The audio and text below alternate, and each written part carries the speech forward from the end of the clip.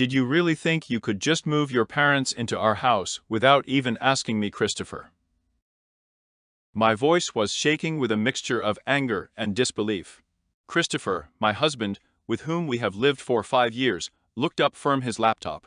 There was that annoying grin on his face that I had hated for a long time. "Oh, Ava, stop being so dramatic. It's not that big of a problem. Besides, it's temporary," he replied casually, as if my opinion didn't matter at all. "Let's be honest, there's nothing you can do anyway." His words were like a slap in the face. This house wasn't just a house. This was my home. A charming 2-story cottage in a quiet suburb was inherited from my grandparents. It was here that I dreamed of raising our 2-year-old son Robert, away from the suffocating control of Christopher's parents. "Do you even remember that this house is designed for me?" I blurted out, clenching my fists. I tried to sound confident, but inside I was torn by a mixture of anger and pain. For the first time in years, I wondered how well I really knew the man I married. Christopher's face twitched, his smug grin disappeared for a second, but immediately returned, although now it looked weaker. He opened his mouth to say something, but at that moment Robert ran into the room, holding out his chubby hands to me, and beaming with a smile. I forced myself to smile, picked him up in my arms, kissed him on the forehead, and hugged him tightly. At least, he didn't realize how tense the situation in the house had become. "Christopher, this is not normal," I said, trying to stay calm while Robert played with my necklace. "Your parents have never respected me or our personal space. Why are you doing this now?" "It's family, Ava," he replied, not even looking at me, just shrugging his shoulders. Family. The word sounded like a mockery. My family, the people who owned a small but cozy cafe in the city center, has always been my refuge. Warm, caring, supportive, everything that Christopher's parents were not. His mother Lily and father Yi Tang were overbearing and arrogant from the very first day I met them. Before I could answer, the doorbell rang, breaking the tense silence like a sharp knife. My heart sank. I went to the door and looked through the peephole. Here they are. Christopher's parents were standing on the doorstep with suitcases, ready to invade our lives. "Okay," I hissed, trying not to let Robert hear, "let him come in." But this is not the end. I handed my son over to Christopher and opened the door. Lilia walked past me without even saying hello. Her heavy perfume overpowered the fresh smell of home. Ethan followed her, with his usual stony face, not even bothering to meet my eyes. Just like on our wedding day. And then all hell broke loose. My worst fears have become reality. Lily began to set her own rules. She rearranged things in the kitchen without asking, criticized my parenting style, and behaved as if she was the mistress of the house. "These flakes are bad for Robert," she said one morning, watching me cook for my son tomorrow. "In our house, the food has always been healthy. You should learn that." "It's just cereal," I replied, trying to control myself, although my voice was treacherously trembling with tension. "Robert feels great." Lily shook her head with an expression of disappointment, as if I had committed a terrible sin. "You're too soft. No wonder he doesn't sleep at night." That night I put Robert to bed, humming a lullaby to him softly, when Lily burst into the room without knocking. "You still can't put him down." Her voice dripped with condemnation. "Obviously, you're doing something wrong." I looked at her, feeling like my patience was running out. "I'm doing my best," I said. The voice trembled with suppressed anger. Lily grinned and, crossing her arms, coldly remarked, "Maybe if you had a normal job, at least some structure would appear in your life. This household routine of yours is clearly not for you." I felt a wave of rage rising in me. "This is my home, Lily. You're a guest here. Don't forget that." She laughed. Sharply, contemptuously. "Oh dear. Christopher never said how naive you are. This is his house, too. And I, as his mother, have every right to be here." The next morning I reached the limit. When I went into Robert's room, I found Lily rummaging through his dresser. "What are you doing?" My voice trembled with anger. Lily didn't even look at me. "I'm putting things in order. It's a mess here." "That's enough." I raised my voice, barely restraining myself from screaming. "I want you out of my house." Immediately, Lily finally turned to me, a mixture of contempt and mock surprise on her face. "Your house?" She grinned. "Honey, this is Christopher's house, too. And he wants us to live here." I flew out of the room, emotions were running high in my head. Christopher betrayed me. Lily acted like she owned the place. My home, my fortress, turned into a battlefield. That night, lying awake, I made a decision. I won't let them wipe their feet on me anymore. If they think they can just step over me like that, they're in for an unpleasant surprise.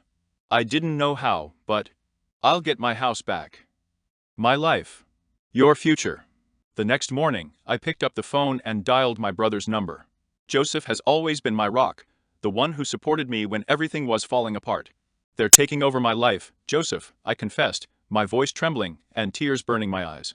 "I don't feel like a mistress in my own house anymore." Joseph's voice was, as always, calm and confident. "Ava, you have to stand up for yourself. Don't let them treat you like that. This is your home. This is your territory. You have the right to demand respect." His words lit a fire in me. He's right. I've let them overwhelm me for too long. It's time to strike back. But this time I wasn't going to act in a hurry. I decided to prepare myself. Over the next few days, I made a list of all the cases when Lilia overstepped the boundaries. Constant criticism, interference with Robert's regime, disparaging comments about my parenting methods. Unauthorized rearrangement of things in the kitchen. With each new point, my resolve grew stronger. And finally, the day of the collision has come. I waited until Lily and Christopher were settled in the living room, talking as if nothing had happened. My heart was pounding, but I forced myself to remain calm as I entered the room. "We need to talk. Now." My voice was firm, despite the storm raging inside. Christopher looked up from the phone, surprised by my tone. "What's this about, Ava?" I took a deep breath. "About your parents, Christopher. About their endless interference, about how they ignore all my boundaries. This has to stop. Today." Lily snorted, crossing her arms. "This is ridiculous. We're just helping." "Are you helping?" My voice got louder, I couldn't hold back anymore. "You're not helping. You are undermining my authority by turning me into a stranger in my own home. This house should be a place of peace for me and my son. But you have turned it into a battlefield." Christopher visibly became nervous, shifted on the couch, clearly not expecting that I would press him so hard. "Ava, well, these are my parents. We can't just ask them to leave." I caught his gaze, not allowing myself to flinch. "No, Christopher. They're guests in my house, and they've been here too long. Either they leave, or I leave. And I'm taking Robert with me." The room froze in dead silence. My ultimatum hung in the air like a heavy weight. Christopher turned pale. He realized I wasn't bluffing. Lily, however, wasn't so sure. "You wouldn't dare," she hissed. Her haughty expression finally cracked. I didn't look away. "Look at me." That night, Lily Yi and Tan packed up and left. When Lilia went out the door, she gave me one last look full of venom. "You're going to regret this, Eva." But when the door slammed shut, I felt a weight lift from my shoulders. For the first time in weeks, I could breathe freely. This house was mine again, and I won't let anyone take it from me anymore. But silence did not mean the end of the war. Christopher became aloof. He hardly spoke to me, behaved coldly and distantly, as if he blamed me for everything, even though the problem was with his parents. But I didn't care. I enjoyed the silence, the sound of Robert laughing, who could finally play freely again. One evening, while I was cleaning the living room, and Robert was putting the cubes together, Christopher suddenly spoke. "I have a business trip coming up. I'll be gone for a few weeks." His voice was flat, indifferent. I understood right away. He doesn't care about our discord anymore. He only cares about his career. Okay, I answered shortly, barely hiding my relief. When Christopher left, the house changed. He became lighter, freer. I started washing everything that Lily had done. Rearranged the kitchen back, put everything back in its place. Every little change was a step towards regaining not only your home, but also your confidence. But I didn't expect to find out something terrible. One evening, while I was cleaning the kitchen, I saw Christopher's laptop. It was standing open on the table. I froze. At first I doubted, but curiosity took over. I looked at the screen and froze. There were letters on the screen. Letters proving his betrayal. It wasn't a random betrayal. It lasted 4 months. I stared at the screen, feeling my heart pounding furiously in my chest. Anger, pain, betrayal. They covered me with a wave. The man I trusted, the man I married. He didn't just let his parents ruin my life, he lived a double life. That was the last straw. I slammed my laptop shut and sat down, trying to catch my breath. My thoughts were racing erratically. I couldn't just leave it like that. Christopher broke every promise, every vow. And I wasn't going to let him get away with it. I began to think over the next step, carefully calculating each point. The first thing I did was call my lawyer. I told him everything. About how Christopher's parents moved into my house without permission, about how it affected me, and now about his betrayal.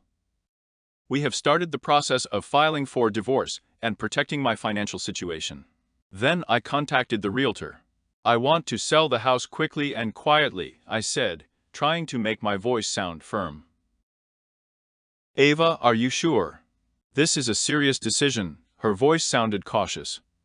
I've never been so sure, I replied without hesitation. This house was once my refuge. Now it has become a reminder of everything that I had to go through.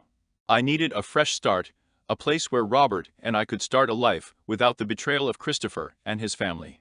The purchase offers came quickly, and with each new one I felt more and more relieved. The thought that Christopher would come back and see that the house was sold, that he no longer had any power over me, brought me bitter. But such a welcome satisfaction. For the first time in years, I felt strong. I wasn't just surviving anymore, I was fighting. And I was winning. After Christopher left, I returned to a place where I knew I would find solace with my family. The connection with them became a salvation for me in the midst of this storm. When my parents found out about everything Christopher had done, their indignation knew no bounds. But most of all, they were there, supporting me. One evening, sitting on the porch and watching Robert running around the yard, I heard my father's voice. "We'll always be there, Ava, no matter what happens." I looked at my smiling son, and his sincere, carefree laugh reminded me what is really important. I made a silent vow to myself to protect his happiness at any cost. No matter how difficult the road ahead was, Christopher's return was inevitable. But I was no longer the woman he had left behind. The pain and betrayal made me stronger. Now I was ready to face him, armed not only with the truth, but also with a plan to regain control of my life and create a better future for myself and Robert. When that day came, tension hung in the air like a storm cloud. I mentally replayed this moment, over and over again, imagining how he would react. But when I heard the key turn in the lock, my heart still beat faster. The door opened slowly, creaking. His voice rang through the house as if nothing had changed. "Ava, I'm home." I walked out of the kitchen, keeping my back straight, with an impenetrable expression on my face. "Welcome, Christopher. We need to talk." He looked around, his gaze narrowed as he noticed the changes. "What's going on here? The house looks different." I didn't flinch. "I sold Christopher's house. He's not ours anymore." His face contorted in shock. "What are you? You can't just sell our house without my knowledge." I met his gaze, firmly and calmly. "This is my home, Christopher.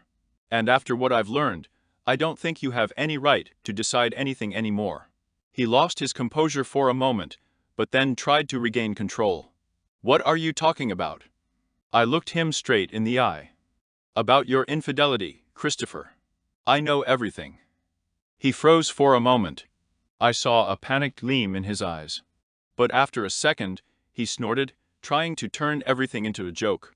Ava, it's not what you think. I felt anger boiling in me, but my voice remained steady. I think everything is exactly as it seems. You betrayed me. You betrayed our family. Christopher's face contorted with annoyance. You're overreacting. We can fix this. No, Christopher, my voice was cold and firm. I've already filed for divorce. I handed him the papers. He paled, realizing that this was really happening. Then everything was a blur. A flood of accusations, weak apologies, desperate attempts to shift the blame on me. But I didn't flinch. The man I once loved has disappeared. Someone else was standing in front of me now.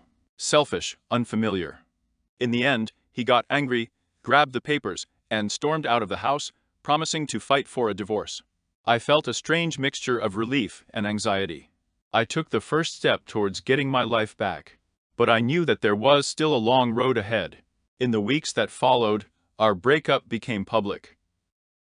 Christopher's parents, who had always been confident of their immunity, were now under attack. They tried to contact me, but I ignored them. I severed all ties with his family, focusing only on Robert and the lawsuits. The day of judgment has come. There was a tense silence in the hall. Christopher was sitting across from me, looking depressed. It seemed to have finally dawned on him that he had lost everything. The judge signed the papers. The divorce was officially finalized, and custody of Robert remained with me. A sense of justice gripped me. After the hearing, Christopher tried to talk to me. Ava, can we still? I interrupted him. You've made your choice, Christopher. Now live with it. I turned around and left without looking back. The consequences of his betrayal quickly affected his life. His reputation collapsed. People, among whom his family once shone, turned away from them. Lily and Ethan, always so arrogant and confident, have now become outcasts. But I didn't care anymore. I was walking forward. Holding Robert's hand, I walked out of the courthouse and took a deep breath. It wasn't just the end of it, it was the beginning. A new path, free from betrayal, lies, and control. Life after the divorce was like coming out of darkness into the light. The sold house no longer connected me with the past. I focused on Robert, on our new life, on the family cafe, which has now become for me not just a business, but a real refuge. I was proud that I was building a new life. But even after a while, Christopher's shadow still hovered nearby. One evening, when I was closing the cafe, I heard a familiar voice. I turned around. Christopher was standing in front of me. He didn't look confident anymore. His clothes were rumpled, his eyes lost. He looked broken and desperate. Ava, please. We need to talk. There was something pleading in his eyes, as if he was looking for the remnants of compassion in my gaze. I froze. Part of me wanted to turn around and leave, but the other part was waiting for him to say something. What do you want, Christopher? He looked away. This? About money. I felt a cold contempt rise in my chest. About alimony, about payments. Me. I can't afford it. He looked confused, as if he hoped I would feel sorry for him. I raised my hand to stop him. Stop. Right now? I looked at him without a trace of pity. It's your choice that brought you here. Robert and I will not suffer because of your mistakes. His shoulders slumped, but I didn't allow myself to succumb to pity. He tried to soften me up, but his remorse no longer had any power over me. Seeing him so broken did not cause sympathy, only a firm determination to move on. I locked the doors of the cafe and left, feeling a new sense of freedom light up inside me. My life, my happiness, and Robert's future were no longer connected to Christopher or his family. It was our time to start over, and I wasn't going to let anything stop us. I lost everything because of this scandal. His voice was trembling. My parents. They are also ruined. His words sounded like a blow of cold water. The man who once seemed invulnerable now stood before me broken, hunched, pitiful. I crossed my arms over my chest, keeping an indifferent expression on my face. It's not my problem, Christopher. You made your choice, and now you have to live with it. He gasped, his eyes pleading. Oh, I have nothing left. I'm begging.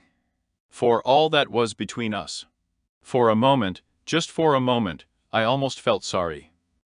There was a note of real despair in his voice, and I saw before me not a traitor, but a man who really lost everything. But the memories came flooding back. Lies, betrayal, those nights when I fell asleep in tears because of him. This brief outburst of pity was instantly drowned in the anger and pain he caused me. For all that was between us, I repeated. The voice became hard. Those days are over, Christopher. You should have thought about the consequences before you cheated, before you lied. I turned around to leave, leaving him there, but his words made me stop. I'm sorry, Ava. Really, I'm sorry. His voice was raw with emotion. I was an idiot. I ruined everything. Please help me. For a moment, the man I once loved flashed before me. He looked vulnerable, genuinely remorseful, almost human, but the wounds he left were too fresh. The scars he left in my soul are too deep. I'm sorry too, Christopher, I said firmly, but without anger. But I can't help you. You'll have to handle it yourself. He opened his mouth, but I didn't listen. I just walked away, leaving him standing there as a shadow of the man he once was. When I was heading to the house, where warmth and safety were waiting for me, I felt something new, calm. It wasn't just the end of a chapter. It was the end of a story that was causing me so much pain. I finally let go of the past. This path was not easy. There was a place for a broken heart, betrayal, a moment when I doubted myself. But he led me to strength, to independence. Life didn't stop, it continued, and I moved along with it.